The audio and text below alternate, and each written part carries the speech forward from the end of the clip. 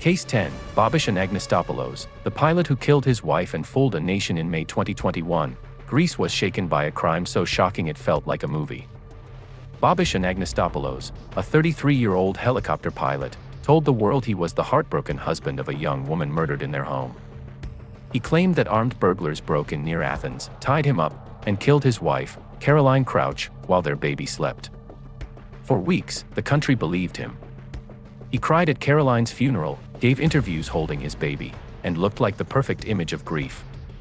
But behind those tears was a lie, because Bobish himself was the killer. Caroline was just 20 years old.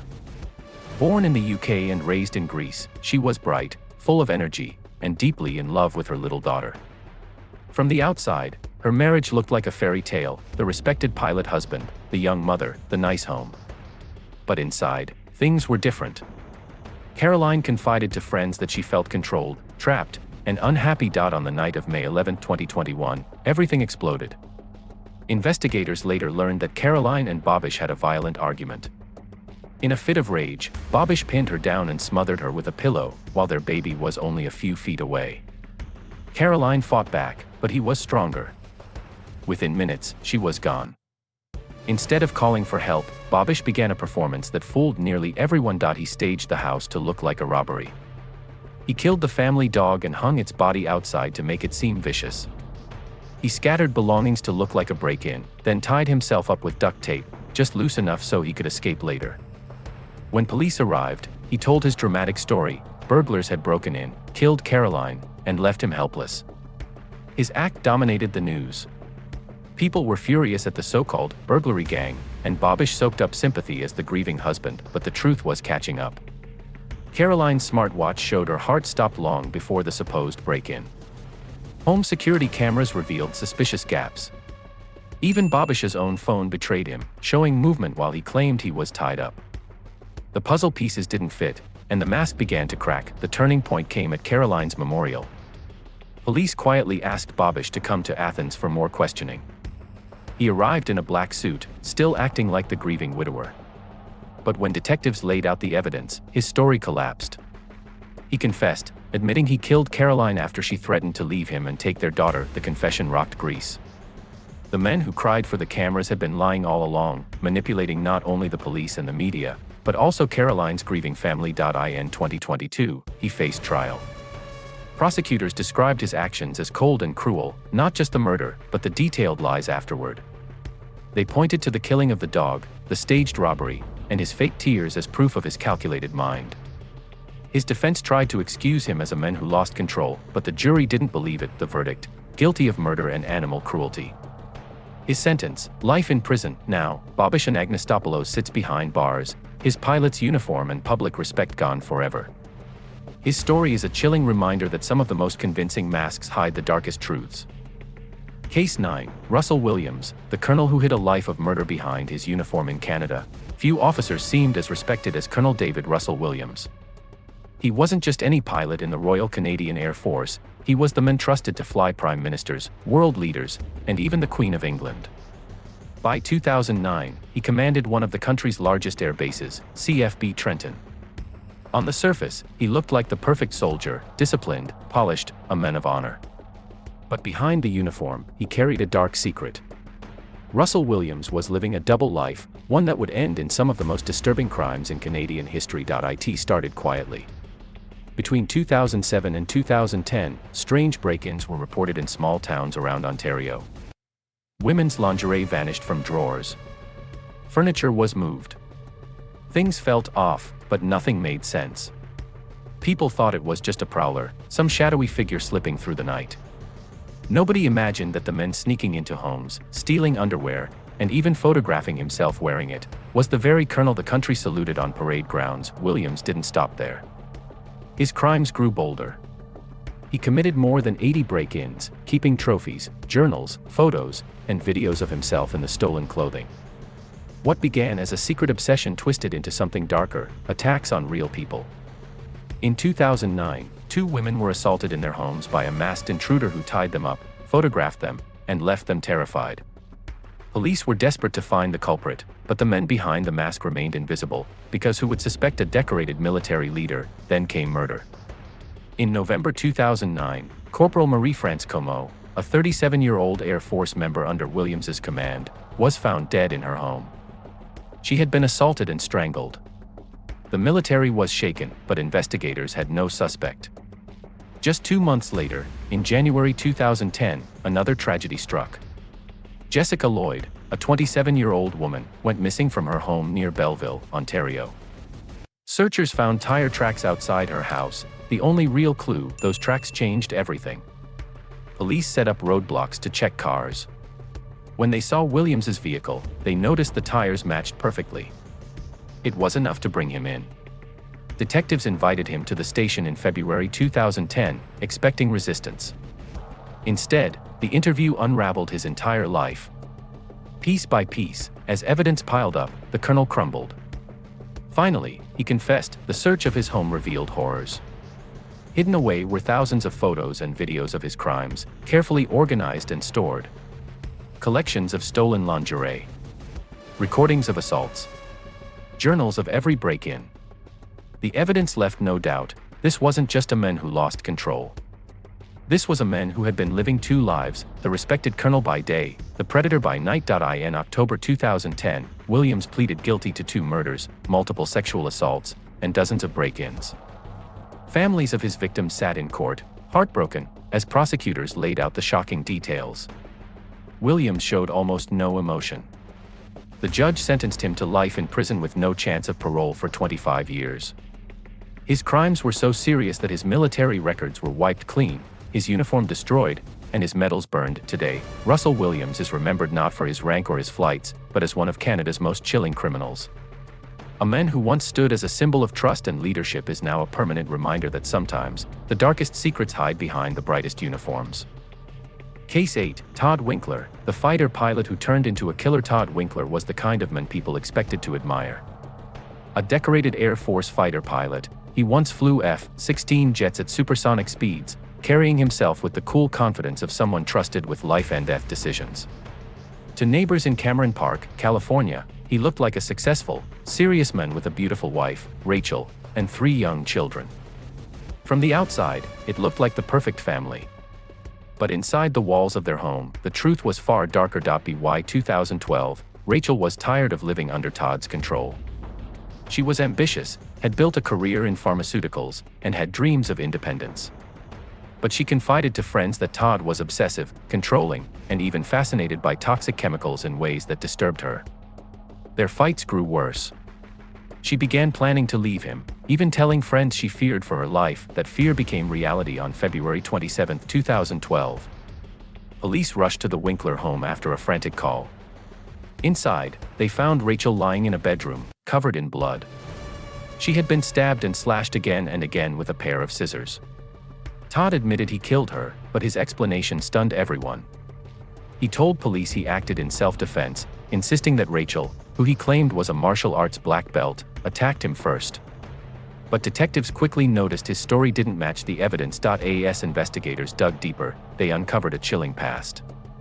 Years earlier, Todd's first wife, Catherine, had died in a mysterious car crash. Her vehicle had veered off a remote mountain road and exploded in flames with her trapped inside. At the time, it was ruled an accident. But now, after Rachel's brutal death, suspicion grew. Could it be a coincidence that 2 wives of the same man met such tragic ends? Or had Todd's dark side simply gone unnoticed? The trial in El Dorado County became national news. Prosecutors painted Todd as manipulative, controlling, and dangerous. They said Rachel was preparing to leave him, and when he realized he was losing control, he snapped. In court, the jury heard 911 calls where Todd sounded oddly calm as he described the killing. Witnesses spoke about Rachel's fears and Todd's strange obsession with chemicals. The defense tried to argue that Todd was mentally unstable, under pressure, and acted out of fear, not malice. But the evidence told another story. The wounds on Rachel's body showed she had been attacked with rage and persistence, not in a quick act of self-defense. Friends testified about her growing terror of Todd. And though investigators never reopened the case of his first wife's fiery crash, the eerie shadow of her death loomed over the courtroom. In 2014, Todd Winkler was convicted of second-degree murder. His sentence, 26 years to life in San Quentin State Prison, one of California's most infamous prisons. The man who once wore a fighter pilot's uniform now wears prison blues, his reputation and freedom stripped away. Once, Todd soared above the clouds as a hero. But his choices grounded him forever, and the only flights he now remembers are the ones from a past life that he destroyed with his own hands.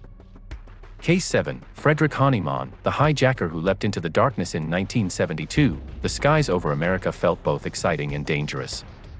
Air travel was booming, but hijackings were happening so often they almost became regular news.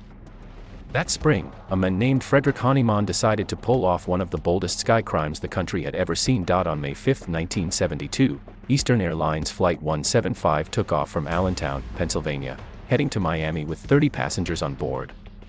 At first, everything seemed ordinary. The jet soared smoothly, flight attendants served drinks, and travelers relaxed in their seats.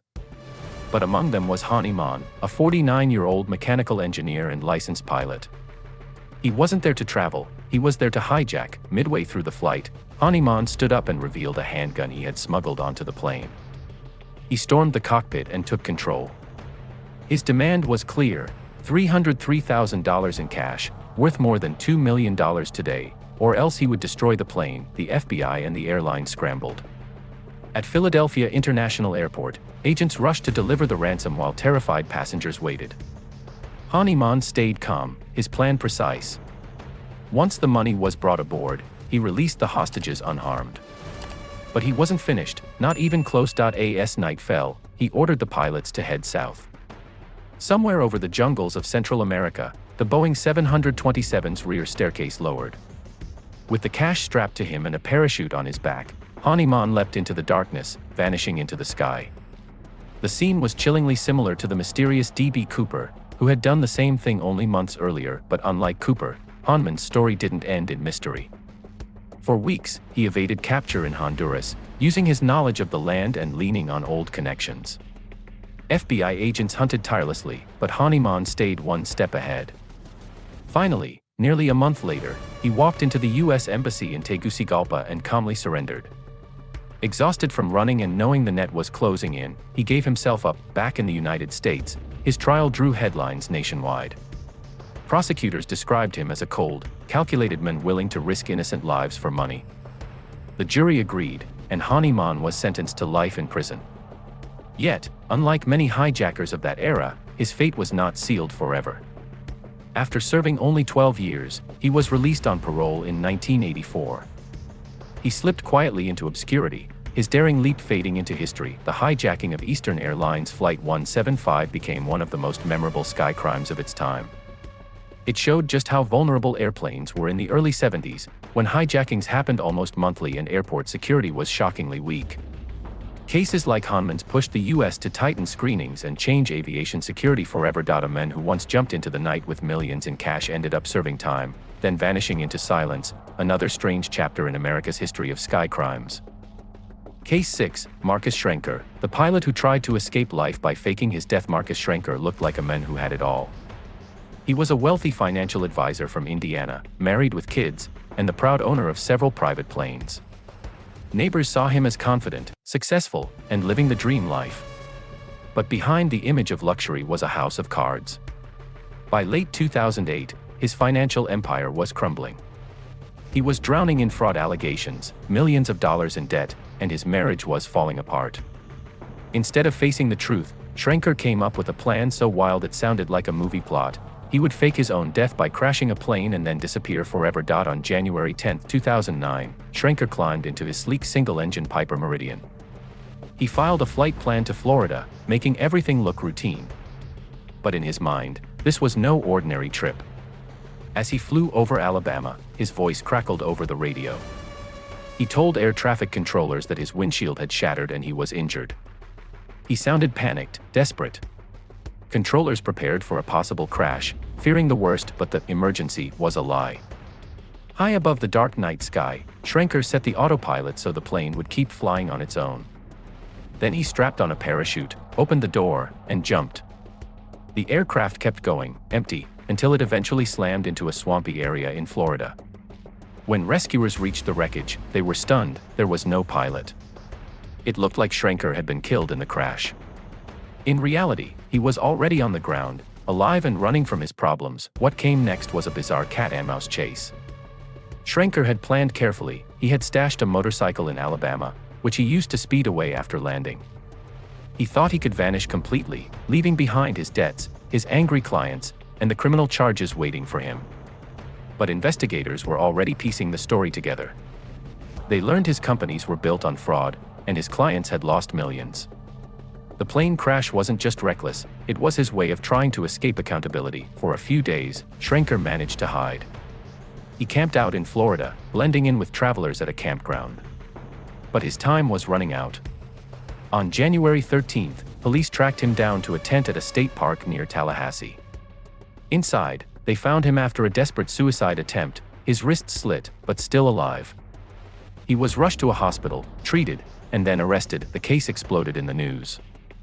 Headlines called him the parachute fugitive and the men who fell from the sky. People couldn't believe someone would abandon a plane in midair, risking lives on the ground, just to run from money problems. His victims, ordinary families who had trusted him with their life savings, told the courts how he had lied, manipulated, and destroyed their futures. In 2010, Marcus Schrenker stood before a judge and admitted what he had done. He pleaded guilty to fraud and destruction of an aircraft. His punishment, more than 14 years in federal prison. The judge told him plainly, his actions weren't just selfish, they were criminal. Today, Schrenker isn't remembered as a wealthy advisor or a skilled pilot. He is remembered as the man who tried to vanish by crashing his own plane, only to fail spectacularly. He thought he could outfly the truth, but instead, he crash-landed right into it. Case 5, Lyle Prouse, the pilot who flew drunk at 30,000 feet. When you step onto an airplane, you trust that the pilots in the cockpit are calm, sharp, and fully alert. After all, your life depends on their decisions. But in 1990, that trust was shattered in a way that shocked the entire world. Captain Lyle Prouse, a respected pilot with Northwest Airlines, climbed into the cockpit of a Boeing 727 while drunk. What happened next became one of the most infamous scandals in aviation history. Lyle Prouse wasn't just any pilot. He was a decorated Marine veteran who had once flown combat missions in Vietnam. To passengers, he seemed like the perfect captain, steady, confident, and professional. But what no one knew was that he had been secretly battling alcoholism for years. By March 1990, that battle had spun out of control. The night before Northwest Flight 650 was scheduled to leave Fargo, North Dakota for Minneapolis, Prouse and 2 of his crew members went to a local bar. Witnesses later recalled watching them drink round after round, long into the night. They were supposed to fly early the next morning, but instead of sleeping it off, they showed up for duty with alcohol still in their systems. On March 8, passengers boarded Flight 650 with no idea what was happening behind the cockpit door. The engines roared to life, and the plane lifted smoothly into the clouds. Everything looked normal. But the truth was terrifying. Their captain's blood alcohol level was about 0.13%, so high he wouldn't have been legally allowed to drive a car, let alone fly a jet carrying 91 souls. What Prouse didn't know was that the Federal Aviation Administration had been tipped off. When the flight landed in Minneapolis, all 3 crew members were immediately pulled aside for blood alcohol tests. The results were undeniable. They had been drunk in the cockpit. News spread like wildfire. Headlines screamed across the nation, airline captain arrested for flying drunk. Passengers who had trusted him were horrified to learn how close they had come to disaster. Experts warned that even a small emergency, with reaction times slowed by alcohol, could have ended in tragedy. The government acted quickly. Prouse and his crew were charged with operating a commercial aircraft under the influence. In court, there was no way to deny the blood test results. Prosecutors argued that the pilots had gambled with dozens of lives in the air. For Prouse, it was the end of the line. In May 1990, he was sentenced to 16 months in federal prison, becoming the first airline captain in U.S. history to serve time for flying drunk. The fallout was massive. The FAA immediately tightened alcohol rules and increased random testing for pilots. Airlines doubled down on zero-tolerance policies. If a respected veteran like Prouse could fail so badly, the message was clear: no one was above the rules. Today, Lyle Prouse is remembered not for his service or skill, but for the day he betrayed the trust of his passengers. His story is still told as a chilling reminder that one reckless choice in the cockpit can endanger everyone on board. Case 4, Christian Richard Martin, the pilot who hid a deadly secret. When you see a pilot in uniform, you expect calm, safety, and trust. Most people feel reassured knowing that the person flying their plane is one of the most dependable professionals in the world. But in Kentucky, one American Airlines pilot shattered that trust forever. His name was Christian Richard Martin, and behind his polished smile and military titles was a man hiding a deadly secret. Martin's life looked impressive on the surface. He was a decorated Army Ranger, a major who had served in combat, and later a commercial pilot flying passengers across the country. To strangers, he seemed disciplined and reliable.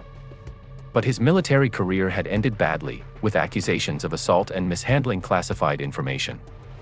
Those failures left him bitter, angry, and surrounded by enemies. When he became a pilot, he wore the uniform proudly, but he carried his anger with him everywhere he went. In Christian County, Kentucky, 3 of his neighbors became entangled in that anger: Calvin and Pamela Phillips, and their friend Edward Dancero. Calvin, in particular, knew about Martin's troubled past and had agreed to testify against him in a court-martial case. For Martin, this was dangerous. If Calvin spoke in court, it could ruin him for good. On November 18, 2015, violence erupted in their quiet neighborhood. Police later discovered that Calvin Phillips had been shot inside his home. Pamela and Edward were taken hostage, and hours later their bodies were found inside a burned-out car left in a cornfield. Both had been shot multiple times. It was brutal and shocking, 3 innocent lives wiped out in one morning. The small Kentucky community was left terrified, unable to understand how such violence could happen so close to home. For years, the case went unsolved. Meanwhile, Martin continued living his double life. He kept flying for the airline, greeting passengers as if nothing had happened. Imagine boarding a plane, smiling back at the captain, and not knowing that he was suspected of murdering his own neighbors. It was chilling, and no one knew the truth, yet investigators refused to give up. The Kentucky State Police and FBI kept working the case, slowly collecting evidence. Ballistics tied Martin's weapons to the crime. Witnesses spoke about his conflicts with Calvin Phillips. The picture became clearer: Martin had a motive, the means, and the rage to kill. In 2019, the truth finally caught up with him. As Martin prepared to board a flight in Louisville, FBI agents surrounded him right there on the tarmac. He was wearing his full pilot's uniform when they placed him in handcuffs. The sight of an airline captain being arrested for triple murder shocked the entire country. His trial began in 2021, 6 years after the killings. Prosecutors laid out the evidence piece by piece: the gun, the threats, the bitterness that had consumed Martin. The defense tried to claim it was all circumstantial, but the jury didn't buy it. On June 4, 2021, Christian Richard Martin was found guilty of 3 counts of murder, as well as burglary and tampering with evidence. His sentence, life in prison without parole. The case left a haunting message. For years, Martin flew planes full of passengers, trusted with their lives, all while hiding the fact that he had murdered 3 people in his own neighborhood. It proved that sometimes the most trusted faces can carry the darkest secrets. Case 3, Joseph David Emerson, the pilot who tried to take down a plane mid-flight. When you step onto a plane, you trust the crew with your life. Pilots are supposed to be the calmest people in the sky, the ones who keep hundreds of lives safe, no matter what. But in October 2023, that trust was almost shattered when an off-duty Alaska Airlines pilot, Joseph David Emerson, did something that stunned the entire world. Sitting in the cockpit jump seat, he suddenly reached for the controls and tried to shut down the engines of a plane carrying more than 80 people. The flight was Horizon Air 2059, a short trip from Everett, Washington, to San Francisco. Everything started out like a normal flight. Emerson wasn't scheduled to work, he was just catching a ride, sitting in the extra cockpit seat that airlines sometimes give to off-duty pilots. At first, nothing seemed wrong. The plane lifted into the sky, engines steady, passengers relaxed. Nobody knew danger was already in the cockpit. Then, out of nowhere, Emerson reached up and grabbed the engine fire handles. Those are the controls that cut fuel and power to the engines. If he had pulled them, both engines could have died instantly, and the plane would have been forced into an emergency glide. In other words, he came terrifyingly close to crashing the aircraft with everyone still strapped into their seats. The 2 pilots on duty reacted in a split second. They shoved his hands away and kept control of the plane. Emerson reportedly shouted things like, "I'm not okay," and "You need to cuff me right now." The crew wrestled him out of the cockpit, restrained him, and moved him to the back of the plane. Flight attendants and even passengers kept watch over him, while the pilot stayed laser-focused and diverted the flight to Portland, Oregon. When the plane landed, police swarmed the runway. Emerson was arrested and charged with 83 counts of attempted murder, one for every single person on board, plus charges of reckless endangerment and trying to sabotage an aircraft. The news spread everywhere. People couldn't believe it. A veteran pilot, someone trusted with lives in the air, had nearly turned into the threat himself. Investigators dug into his past. Emerson was 44 years old, with over 20 years of flying experience. Friends and co-workers once described him as friendly and reliable. But after his arrest, a darker story came out. He admitted he hadn't slept in almost 2 days. He told police he had recently taken psychedelic mushrooms and was in the middle of a mental breakdown. He said he thought he was dreaming and tried to wake up by pulling the controls. That explanation left the public stunned. How could someone so unstable sit in a cockpit seat, just inches away from the controls of a jet full of people? Airlines rushed to assure passengers that this kind of situation was extremely rare, while regulators began reviewing the rules for off-duty pilots traveling in cockpits. In December 2023, Emerson was formally indicted. He pleaded not guilty to the attempted murder charges but admitted he had grabbed for the engine controls. His lawyers argued that he wasn't trying to kill anyone, just caught in a psychological crisis. Prosecutors, on the other hand, stressed that his actions could have ended in a catastrophic tragedy. His trial is expected to stretch into 2024, with decades of prison time on the line. For the passengers of Flight 2059, the memory still haunts them. Many recalled the chill that went through the cabin when the captain announced an emergency diversion. Only after landing did they see Emerson being escorted off in handcuffs. Some cried, others sat in shock, realizing just how close they had come to disaster. Today, Joseph David Emerson is behind bars, his career destroyed, his reputation gone. He went from a trusted captain to the men who nearly crashed a plane from the inside. His story is a chilling reminder that sometimes the real danger isn't from hijackers or terrorists. It can come from the very people passengers count on the most. Case 2. Robert Brown, the pilot who turned into a killer in 2010, a quiet town in Windsor, England, woke up to a nightmare no one could believe. Robert Brown wasn't just any man, he was a British Airways pilot. Passengers trusted him with their lives thousands of feet above the ground.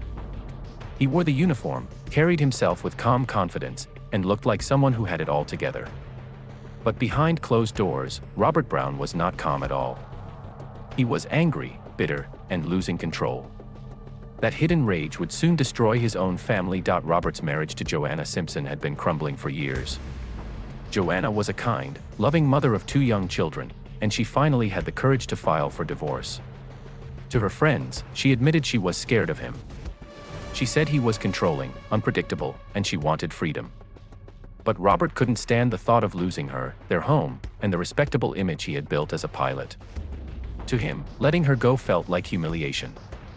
And humiliation turned to fury. On Halloween night, October 31, 2010, Robert snapped. While children all over town were trick-or-treating, he armed himself with a claw hammer. Inside the family home, while his 2 kids were nearby, he attacked Joanna. Blow after blow, he struck her with shocking brutality. She never stood a chance. Their children, terrified, cowered in the house, forced to witness the horror their father had unleashed. That night, instead of candy and costumes, their childhood was scarred forever. But Robert didn't stop there. He dragged Joanna's body, stuffed it into the trunk of his car, and drove to Windsor Great Park, an estate linked to the royal family. There, in a shallow grave he had already prepared, he buried her. This detail chilled detectives later. It meant the murder wasn't just a sudden outburst. He had planned it. When Joanna's friends raised the alarm that she was missing, suspicion quickly turned toward Robert. Police searched his home, questioned him, and the ugly truth began to unfold. A man who once guided planes across the skies had murdered the mother of his children in cold blood. The trial shocked the nation. How could a trusted pilot commit something so savage? Prosecutors described him as manipulative and dangerous, pointing to the pre-dug grave as proof of his planning. The defense tried to argue he was under extreme stress, claiming he had suffered a breakdown. In 2011, the verdict came. Robert Brown was found guilty, not of full murder, but of manslaughter due to diminished responsibility. He was sentenced to 26 years in prison. The punishment sparked outrage. To Joanna's family and friends, 26 years felt like nothing compared to the lifelong scars left on her children. Even years later, Robert tried to shorten his sentence through appeal. But in 2023, judges denied it, ruling his crime too serious, too deliberate, and too dangerous for release. Today, Robert Brown sits in a prison cell.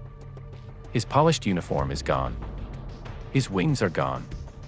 The trust and respect once tied to his name are gone. He is no longer the captain of the skies, only a man remembered for betrayal, brutality, and the hammer that turned him into a killer. Case 1. Greg Lynn, the pilot who turned the wilderness into a crime scene for many Australians. Camping in the high country is a peaceful escape, long drives, quiet valleys, and nights under the stars.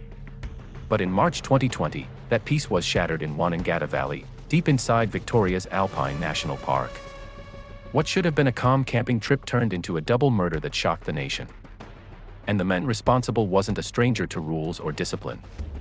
He was Greg Lynn, a veteran airline pilot trusted to guide passengers safely through the skies. Russell Hill, a 74-year-old retiree, and his close friend Carol Clay, 73, had set up camp in the remote bushland. Russell was known as an experienced outdoorsman who loved exploring the high country, while Carol was remembered as gentle and kind. On March 20, 2020, Russell radioed friends to let them know they had arrived safely. That was the last anyone heard from them. Soon after, searchers found their campsite in ruins. Their tent was reduced to ash, their belongings scorched, and their vehicle damaged. But Russell and Carol were gone. No bodies. No explanation. The mystery gripped Australia.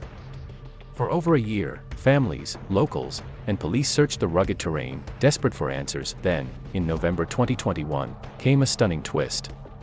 Police arrested Greg Lynn, a 55-year-old airline captain with Jetstar. He wasn't a drifter or a known criminal. He was a respected pilot. Detectives tracked him to another campsite in Victoria, where he was living quietly in the bush. The man passengers once trusted with their lives was suddenly accused of taking 2 lives in the wilderness. In court, prosecutors revealed what they believed happened that night in March 2020. They said Lynn got into an argument with Russell Hill, possibly over illegal hunting or some other dispute. The fight spiraled into violence. Carol Clay was nearby, and according to prosecutors, Lynn shot her with a firearm. Russell, caught in the chaos, was killed soon after, but Lynn didn't call for help. Instead, he covered his tracks. He set fire to the campsite, destroying evidence, and later moved the bodies to another hidden location in the bush. For more than a year, Russell and Carol's families lived in torment, wondering where their loved ones had gone. Not until late 2021 were human remains finally discovered and linked to the case. The trial in 2023 was one of Australia's most closely followed. Lynn admitted to disposing of the bodies but claimed the deaths were tragic accidents that spiraled out of control. The jury didn't believe him. To them, it wasn't just panic, it was a deliberate choice to hide his crimes. In July 2023, Greg Lynn was convicted of the murder of Carol Clay and the manslaughter of Russell Hill. He was sentenced to 32 years in prison, with no chance of parole for 24 years. For a man who once wore the uniform of an airline captain, it was a fall from the skies to the cold walls of a prison cell. For Russell and Carol's families, the sentence brought some closure, but the heartbreak never fades. They remember Russell as a devoted outdoorsman who loved the Australian bush, and Carol as a warm, gentle soul. Their lives were stolen not by strangers, but by a man who crossed their path in a remote valley, a man trusted with responsibility, who instead left only devastation behind. From decorated military colonels to airline captains, from daring hijackers to cold-blooded killers, these stories show that even the people we trust to carry lives through the skies can fall into darkness. Pilots are supposed to represent safety, discipline, and responsibility, but sometimes, evil hides behind the uniform. Their crimes shocked nations, destroyed families, and betrayed the trust of everyone who once looked up to them. Justice eventually caught up with them, but the scars they left behind will never fully heal. Thank you for watching this journey into the most dangerous and evil pilots ever caught. Tell me in the comments which country you're watching from, and stay tuned, there are more shocking stories like these coming soon. Stay curious, stay alert, and remember, sometimes danger can come from the people we least expect.